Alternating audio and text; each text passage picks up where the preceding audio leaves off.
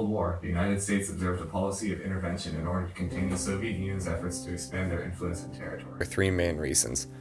The strategy of appeasement had failed in World War II, intervention had worked in the beginning of the Cold War, and at the time there seemed to be no other option. This policy had many effects, both during the Cold War and through the years after it. One of the main effects was a loss of credibility for the US government in foreign countries, as well as setting a precedent that the US would become the policeman of the world, and would involve itself in issues far beyond its own borders.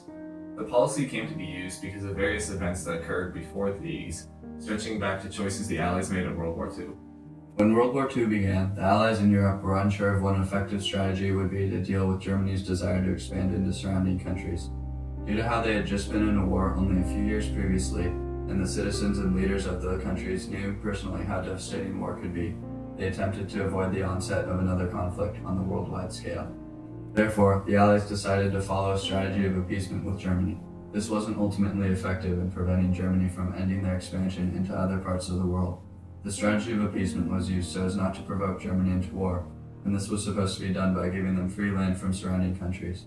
However, this didn't end up well, as Germany wasn't satisfied with only a little more land. They continued to make preparations to invade other neighboring countries. When World War II ended, the Allies had decisively proved that attempting appeasement was not a viable solution to stopping the expansion of a country. This realization that appeasement was ineffective was reflected in coming decisions that the US made about how to deal with the Soviet Union. It caused America to choose a strategy of containment and intervention throughout the Cold War rather than appeasement and inaction. Shortly after the end of World War II, George Kennan sent the long telegram back to the United States, explaining that countries around the world were seeking guidance rather than responsibilities, and that unless the US gave them that guidance, the Russians certainly would. Therefore, as the Cold War came about, the US decided to pursue an alternative method of stopping their new enemy, the Soviet Union, from expanding their influence around the globe. This strategy was based on the domino theory and on the knowledge that they were now in direct competition with the Russians. It was called containment, and the basic goal was to prevent the spread of any Soviet influence into other parts of the world. Part of the reason for using containment to deal with the Russians was the previous failure of appeasement in World War II. Another reason behind the decision to use a policy of containment was the domino theory. The domino theory was first named by Eisenhower when he spoke about how the increase in Soviet influence in Vietnam could have a domino effect across the globe. This would cause more and more countries to fall under Soviet control. This was due to the fact that the French, who were the colonizers of Vietnam, had been devastated by World War II and were unable to maintain their own control over that region.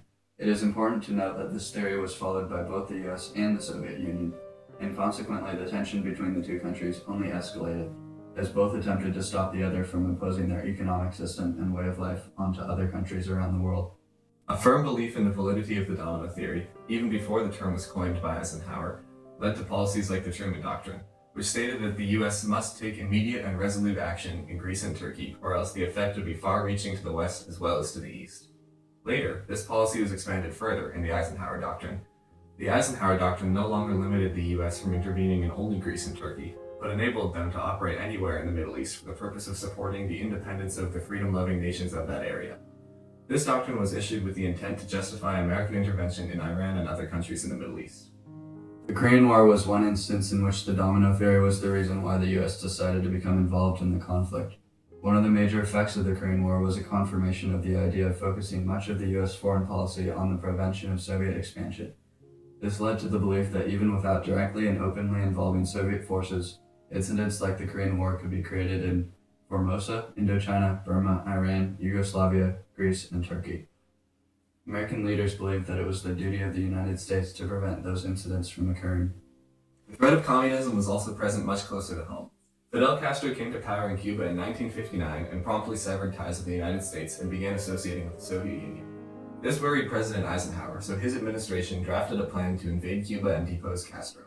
These plans were left to President Kennedy, who decided to use them in order to try to stop the spread of Soviet influence in Cuba. One of the main reasons that Kennedy decided to go along with the invasion at all was his fear that the US was underestimating the power of communism both in Cuba and around the world. Due to the decision to use a scaled-back plan and the popularity of Castro within Cuba, this mission was a disaster. The failure of the mission led to growing Soviet influence in Cuba, and consequently the Cuban Missile Crisis. Not everyone thought the invasion was a good idea. One diplomat had serious concerns with it. This was American diplomat Chester Bowles, who held the unpopular opinion that the invasion would cause the favorable image of the Kennedy administration to be correspondingly dimmed, and that the reaction against the United States would be angry and fresh. In the end, the invasion is remembered as the Bay of Pigs catastrophe, and is one of the most visible examples of intervention failing in foreign countries. Intervention was also used in Guatemala in an attempt to overthrow the leftist government in power there. Washington used the CIA and U.S. Ambassador John Perefoy to support and direct certain Guatemalan military leaders in overthrowing Arbenz's government. This instance of intervention showed the U.S.'s commitment to stopping the spread of communism in foreign countries. Financing rebel groups in third world countries that were susceptible to communism became a common occurrence throughout the Cold War, as America pushed its foreign policies of containment and intervention. The Gulf of Tonkin Resolution marked the start of America's involvement in Vietnam. The resolution was a very visible example of the United States' belief that part of its national interest was the maintenance of international peace and security in Southeast Asia.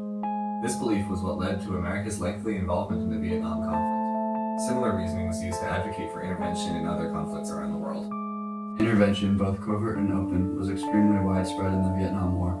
One of the ways that the U.S. attempted to control the spread of communism in Vietnam was through the use of the CIA. Many case officers in the CIA were sent there in order to provide intel to U.S. and South Vietnamese forces, and also to carry out covert ops during the war. The use of the CIA was so widespread that it was frequently said that during this time period that there were only three kinds of case officers: those who had been to Vietnam, those who were in Vietnam, and those who were going to Vietnam. The United States also supported the overthrow of Salvador Allende, a leader in Chile. Even though Henry Kissinger, the National Security Advisor and Secretary of State, avoided the subject in a phone interview, the United States set aside money to fund a coup to take Allende out of power. Much of this funding was sent due to the efforts of Kissinger. The coup put into power the junta government, led by General Pinochet. It was an example of the lengths that the United States would go to in order to slow the spread of communism into the Western Hemisphere.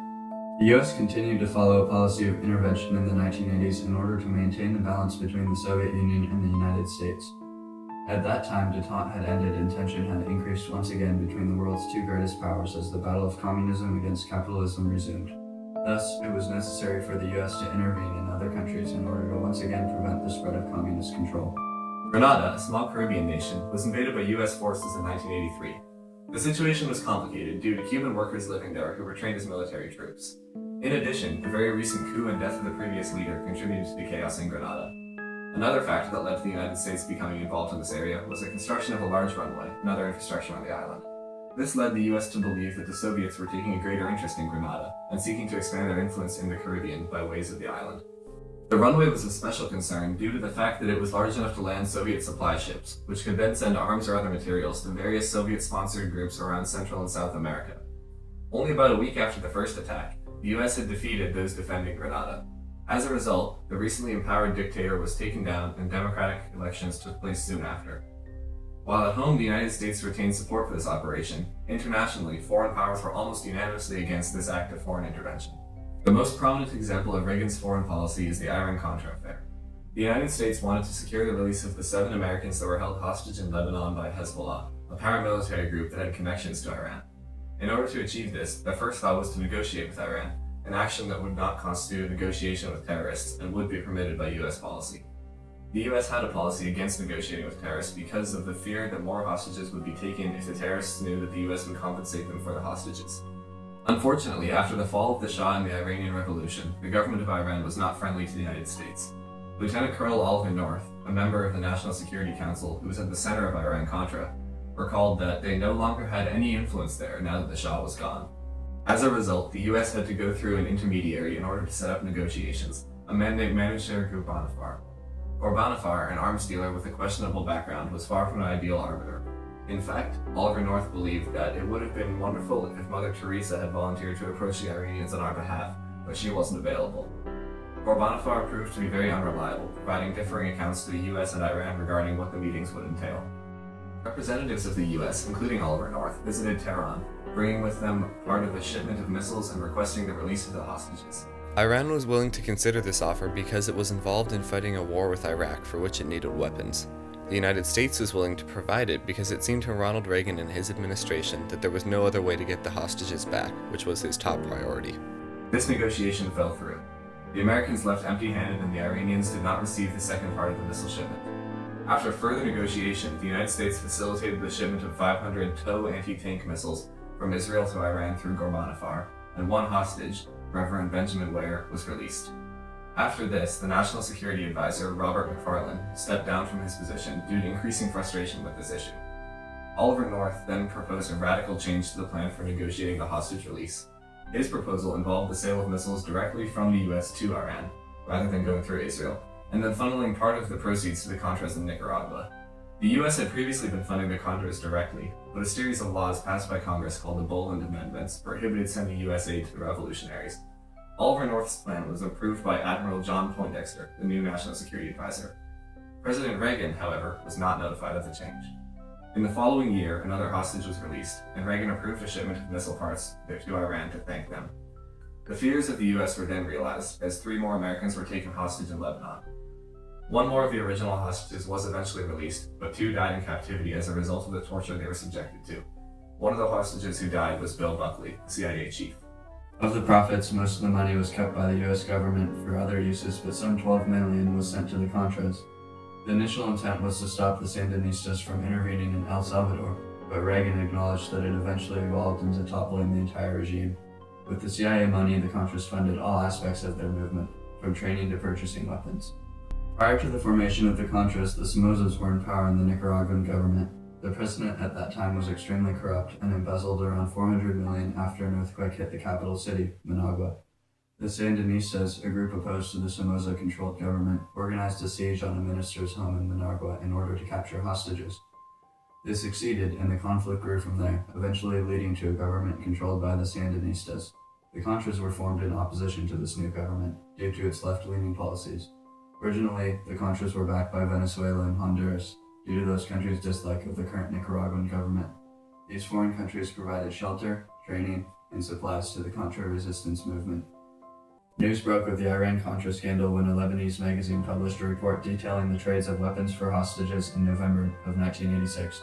This was confirmed by the crash of a plane carrying weapons from the US to the Contras over Guatemala. In the following days, President Reagan announced that he had not been aware of the details of the scandal, and that the person responsible, Oliver North, had been relieved of his duties on the National Security Council staff. Reagan first denied any association with the Iran-Contra affair, but later he acknowledged, in an address to the country, that upon further investigation the facts and evidence contradicted him. Later, Reagan frequently denied knowledge or understanding of details of the Iran-Contra affair, and the participation of Attorney General Ed Meese in the scandal.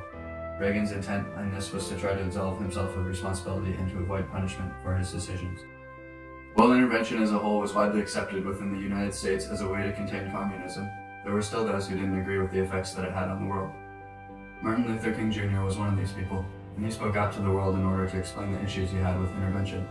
He thought that the US had taken on the role of those who make peaceful resolution impossible by refusing to give up the privileges and the pleasures that come with the immense profits of overseas investment. This meant that violence would only continue later, and that once the US had left a country, it was likely it would dissolve into conflict again. Intervention was at the core of foreign policy of the United States in the 1980s. This was because not intervening early in World War II had proved disastrous, and previous intervention throughout the Cold War had often succeeded in holding off communism. Intervention had many long-lasting effects on international relations around the world. The global actions of the United States and the CIA fed international proxy conflicts between the US and USSR, which ultimately would be so costly to the Soviet Union as to lead to its collapse in 1991. These policies, however, also caused incredible instability in the Third World, as right-wing military dictatorships were supported by the US and caused many civil wars. This instability is evident even today, as the Middle East is still torn apart by a war that was first caused by United States intervention.